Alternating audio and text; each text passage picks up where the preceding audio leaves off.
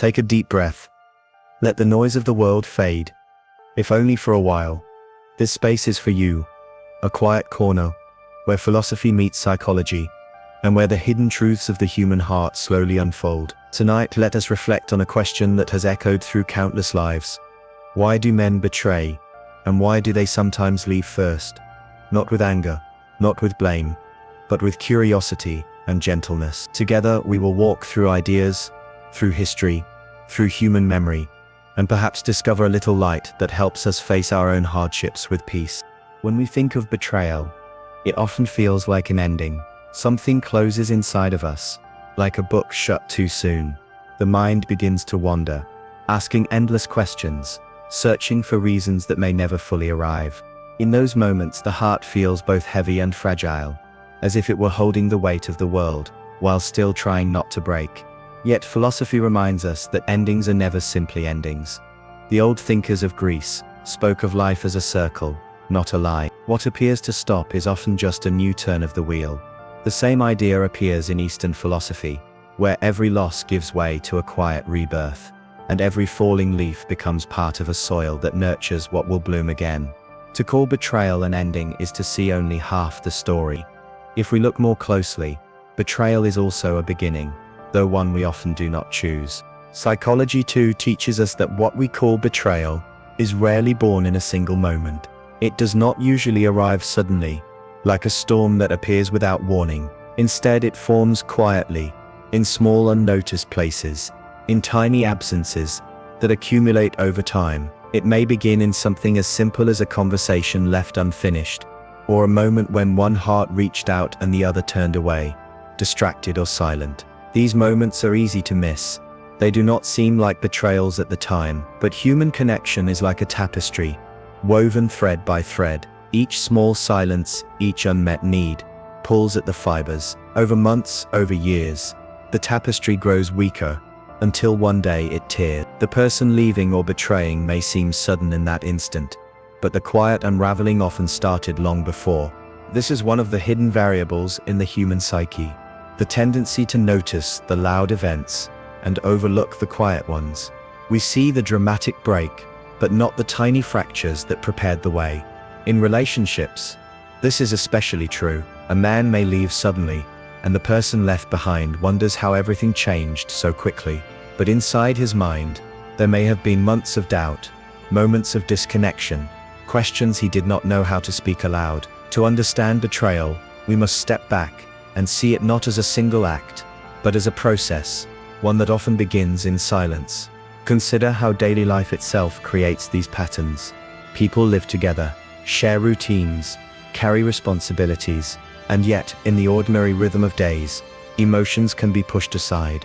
A man who feels unnoticed may not say it. A man who carries fear or uncertainty may not reveal it. He may go on laughing, talking, working, but inwardly a quiet distance grows. It is not always the dramatic arguments that separate people, but the absence of small recognitions, the unspoken thank you, the unoffered comfort, the moments where one's soul longs to be seen, and instead feels invisible. Slowly, invisibility becomes unbearable, and betrayal or departure begins to appear as an escape. Philosophy invites us to see this pattern with gentleness rather than judgment. Life is full of invisible causes, hidden streams that shape what we eventually witness on the surface. When water disappears underground, the river above looks empty, but beneath the soil it still flows, carving paths in silence.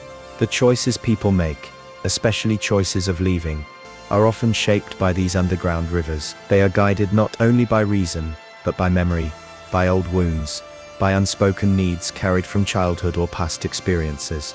Psychology calls these unconscious patterns, the stored memories and learned behaviors that influence us without our awareness. A man who once felt abandoned as a child may, without realizing it, recreate situations in which he abandons first. A man who never learned to express vulnerability may withdraw the moment intimacy grows too close. These hidden variables guide his steps, sometimes more powerfully than logic or intention. In this way, betrayal is not always a conscious act of cruelty. Often, it is the result of unexamined history repeating itself. When a man leaves, it is tempting to see the moment as proof that love was not real. or that his feelings were false. Yet the deeper reality is more complex. Love may have existed, but it was carried within the fragile container of human limitation. The heart may have been sincere, but the psyche may not have known how to sustain it. Betrayal is less about a single choice, and more about a long journey of unmet needs, hidden fears and silent struggles that finally reach a breaking point. If we reflect on this, we begin to see that what seems sudden is rarely sudden. The seeds of departure are planted long before, in moments we rarely notice at the time, and perhaps, in recognizing this, we also recognize something about the human condition itself, that every relationship is woven from both seen and unseen threads. To understand why someone betrays or leaves, we must learn to look not only at the surface, but into the hidden spaces of silence, memory and longing, where the true story has been quietly unfolding all along. History has always carried expectations about how men should live, how they should love, and how they should carry themselves in the eyes of others. From an early age, boys are often taught to be strong, to stand firm, to be protectors and providers. Vulnerability is rarely spoken of as a strength. Instead, it is hidden, placed behind a curtain of silence, as if weakness was something shameful rather than simply human. Over generations, this quiet lesson has shaped the way many men relate to the people around them. When pain comes, they may not know how to share it. When fear rises, they may not know how to admit it. And when intimacy asks them to reveal what lies within, they may find themselves retreating, unsure of how to step forward. In ancient customs, this was even more pronounced. Men were expected to leave home for war, for trade, for duty. They were celebrated for their strength, but rarely invited to reveal their doubts. Their absence became part of the rhythm of life. The image of the man leaving was almost woven into the fabric of history itself. He was the traveler, the fighter, the wanderer. In stories, men often went out into the world while women became the keepers of home. And though times have changed, echoes of these old roles remain. A man may not be leaving for war today, but he may still carry the deep-seated belief that stepping away is easier than staying and showing his pain. The weight of tradition lingers quietly in the background of the human psyche, shaping choices without being named. Psychology gives us words for these patterns. We call them avoidance behaviors. Instead of moving closer to discomfort, people sometimes step away.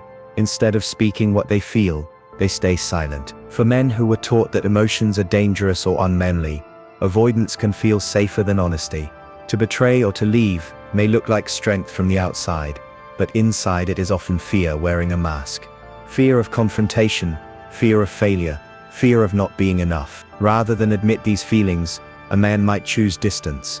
Rather than face the mirror of intimacy, he may look for another path that feels easier, even if it causes harm. Philosophy might describe this in different terms. It might say that such a man has exiled himself. He has been cast out, not by another, but by his own inability to dwell in the truth of his vulnerability. He does not betray because he hates.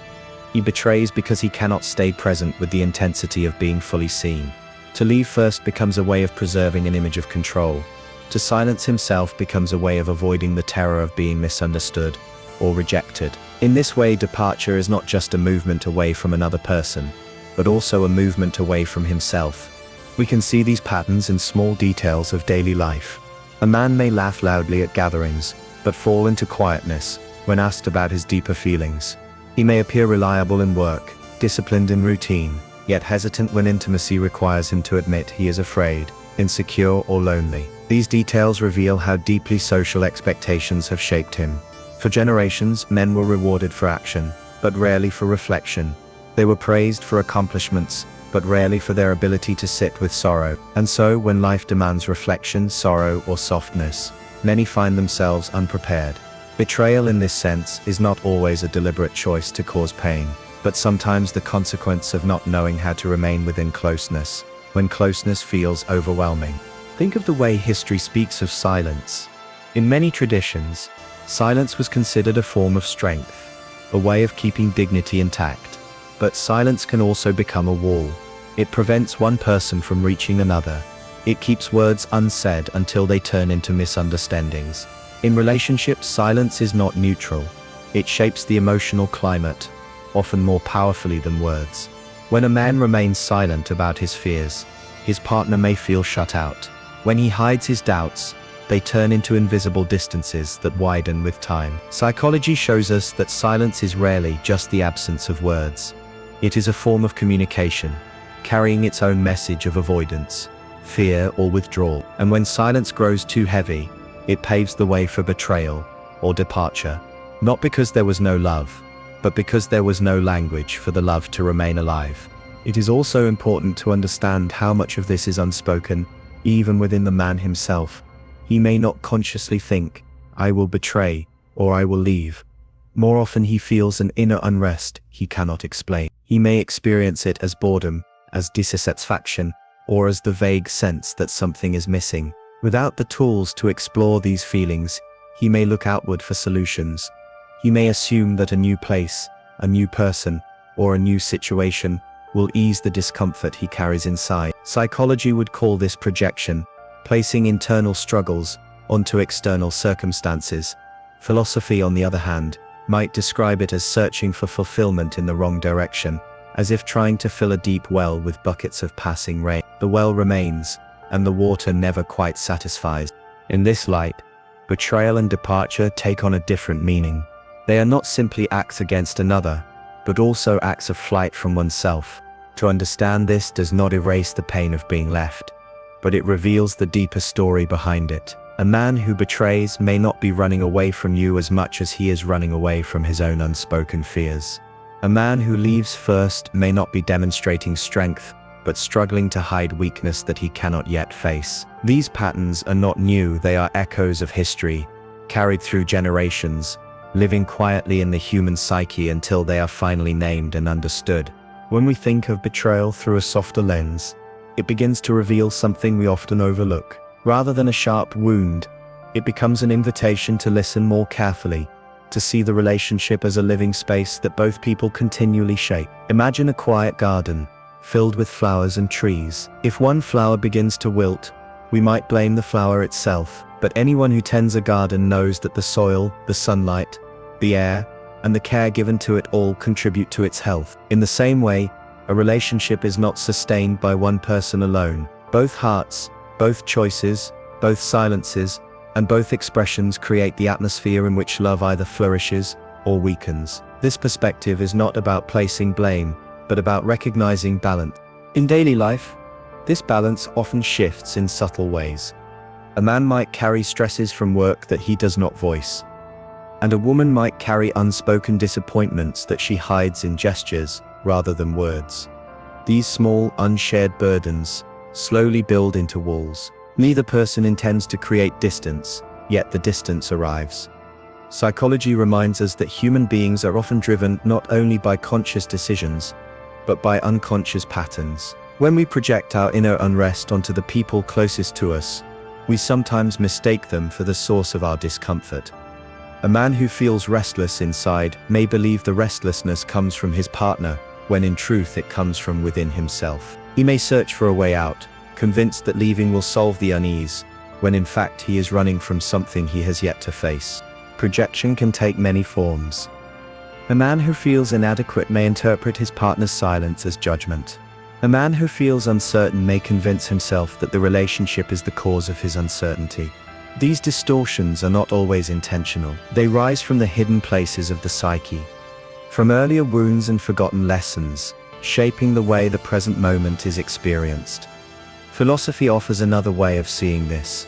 It tells us that human beings carry mirrors inside them. The world they see is often a reflection of their inner state. If the mirror is clouded with fear or doubt, the outer world appears hostile or empty. Betrayal, in this view, is often a misguided attempt to escape from one's own reflection. To betray is sometimes to search, though clumsily, for the missing parts of oneself. A man may seek, in another person, the validation he has not given himself. He may chase excitement outside of his relationship, believing that novelty will fill the quiet ache of dissatisfaction. Yet excitement fades, and the ache remains. In psychology, this cycle is understood as the pursuit of external solutions to internal struggles. In philosophy, it is described as chasing shadows instead of turning toward the light of truth within. Either way, the outcome is the same. The deeper need remains unanswered, even when betrayal has taken place. Daily life offers countless examples of this pattern. Think of how easily people distract themselves when discomfort arises. Some reach for their phones, others for work, some for food, or for endless tasks that fill the hours. In relationships, betrayal can sometimes be another form of distraction, a way to avoid the slow, patient work of looking inward. To leave first is often portrayed as a strong decision, but beneath it may lie a deep fear, the fear of being left behind, the fear of being truly seen, the fear of confronting what is fragile inside. A man who leaves may believe he is protecting himself from pain, when in truth he is only postponing it, carrying it forward into his next story. Philosophy also reminds us that betrayal is not purely personal. It is part of the larger human condition. Across history, stories of betrayal appear again and again. In literature, in myth, in scripture, betrayal is a recurring theme, not because people are cruel by nature, but because people are vulnerable by nature. They long for closeness, but struggle to maintain it. They seek love, but fear its demands. They want stability, but are drawn to change. In this tension lies the human story, and betrayal is one of its recurring chapters. When seen this way, it becomes less of an isolated act, and more of a reflection of the human difficulty of staying true, both to others and to oneself. Consider also the paradox of leaving first. To the man who departs, it may feel like he is acting with power. He is making the decision, choosing the timing, stepping away before the bond unravels completely. But power is not always what it appears to be. Psychology shows us that people often disguise fear as control. By leaving first, a man shields himself from the pain of being left, from the vulnerability of waiting, from the anxiety of uncertainty. It is not necessarily strength that drives the decision, but an unwillingness to face helplessness. Strength and fear can wear the same face, and from the outside, it is difficult to tell them apart. If we turn again to the garden image, betrayal is not only the wilting of a flower, but also the revelation of the soil in which it grew. The soil may have been dry, the sun too harsh, the care too inconsistent. None of this excuses the act, but it explains the context. In the same way, betrayal does not erase the love that once existed. It simply shows us the conditions under which that love was unable to endure. This perspective allows us to step away from judgment and toward understanding. It does not diminish the pain, but it makes the pain part of a larger pattern, one that human beings have shared across centuries. In the quiet language of philosophy, betrayal is not always about breaking bonds, but about exposing them. It reveals what was fragile, what was hidden, what was unspoken.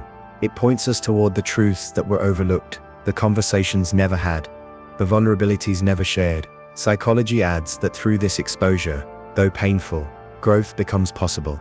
By understanding projection, avoidance, and fear, we can begin to recognize them, not only in others, but also in ourselves. And with recognition comes the possibility of change, a possibility that lies quietly within every human relationship, waiting for the moment when both hearts are ready to see it. When we arrive at the thought of healing, it does not come like a sudden flash of light. It arrives slowly, like dawn breaking across a quiet landscape, almost unnoticed at first. After betrayal, after someone has left, it can feel as though the world has narrowed. The mind replays conversations, the heart measures what was lost, and the body carries the heaviness of absence. Yet philosophy has long whispered that nothing in life is wasted. Even sorrow has its place, and even the sharpest wounds can reveal something hidden about the human experience. What looks like collapse is often a doorway into a different kind of strength. The old Stoics believed that suffering could be transformed into wisdom if it was met with reflection. They did not deny the pain of loss, but they reminded us that pain can be a teacher. In psychology, this idea is mirrored by the understanding that hardship reveals patterns in the psyche we might otherwise ignore. When someone leaves or betrays, it awakens questions within us. Why do we depend on others in certain ways? Why do we repeat certain cycles? Why does absence shake us so deeply? These questions are not meant to punish us, but to invite us closer to ourselves. Healing begins not in forgetting the one who left, but in discovering what their leaving teaches us about our own heart. Think of the way rivers shape valleys. Water carves rock, not in a day, but over centuries, slowly creating depth. Human beings are shaped in the same way. Each joy, each loss, each betrayal leaves a mark. At first, the mark feels like damage, like something broken beyond repair. But over time, the shape becomes something else, a new form, a new landscape. The pain does not vanish, but it becomes part of the depth of who we are. This depth allows us to meet life with more gentleness, because we have felt what it means to be vulnerable, and in that vulnerability we learn compassion. Psychology tells us that the human psyche is resilient. Even when abandoned, even when betrayed, the mind and heart seek ways to restore balance. Sometimes this restoration comes in the form of grief, which is itself a healing process, though it feels heavy. Sometimes it comes in the form of reflection, writing, creating, or simply sitting with silence until it no longer feels unbearable. Each of these small acts is part of the psyche's attempt to rebuild, to turn pain into meaning. A person who has been betrayed may eventually recognize patterns that were hidden, how they gave too much, or silenced their own needs, or mistook avoidance for strength. These recognitions do not erase the past, but they light a path forward. Philosophy offers the same reassurance. It reminds us that human beings are not defined by what others do to them, but by how they respond. When someone leaves, they take their choices with them, but they cannot take away the possibility of our own growth. Betrayal does not diminish the value of the one betrayed, it reveals the limitations of the one who left. To see this clearly is to reclaim dignity, even in sorrow, and this reclaiming is part of the quiet healing that unfolds when we are patient with ourselves. Imagine sitting in a small room, at dusk, the light fading softly, shadows stretching across the floor. Outside, the world continues, but inside, there is stillness. This stillness can feel lonely at first, but if we remain with it, it begins to change. Stillness becomes spaciousness, a place where thoughts settle, where clarity begins to emerge. Healing after betrayal often takes this form. It is not loud or dramatic. It is slow, quiet, and often unnoticed by the world. Yet within that slowness, something profound happens. We discover that we are still whole, even when someone else has walked away. Psychology also teaches us about the hidden strengths revealed in such times. When the psyche is confronted with loss, it activates resources that might otherwise remain dormant. Some people find resilience in community, others in solitude, others in creative expression. The path is different for everyone, but the underlying truth is the same. Human beings are capable of carrying more than they believe, and through carrying they learn their own capacity. A person who survives betrayal may find that their sense of self becomes more rooted, less dependent on external validation. The wound becomes not just a scar but a source of inner solidity. Philosophy deepens this idea by reminding us of impermanence. All things change, all things pass, and clinging tightly to what has gone only prolongs the suffering. To accept impermanence is not to dismiss love or loss, but to see them as part of the rhythm of existence. The tree loses its leaves in autumn, not because it has failed, but because it is preparing for another season. In the same way, when someone leaves, it may be part of a larger rhythm, one that leads to renewal in ways we cannot yet see. To sit with impermanence is to trust that even endings hold the seeds of beginnings. And so healing becomes not a single act but a process, an ongoing turning of the heart toward understanding. Each day, the memory of betrayal may arise, but each day it also softens. The psyche learns to carry it differently, not as a fresh wound, but as a reminder of what has been endured. The person who is left begins to see that life continues, that new connections are possible, that even solitude can be filled with meaning. Slowly, the story of betrayal becomes part of a larger narrative, one in which suffering has shaped wisdom and absence has revealed strength.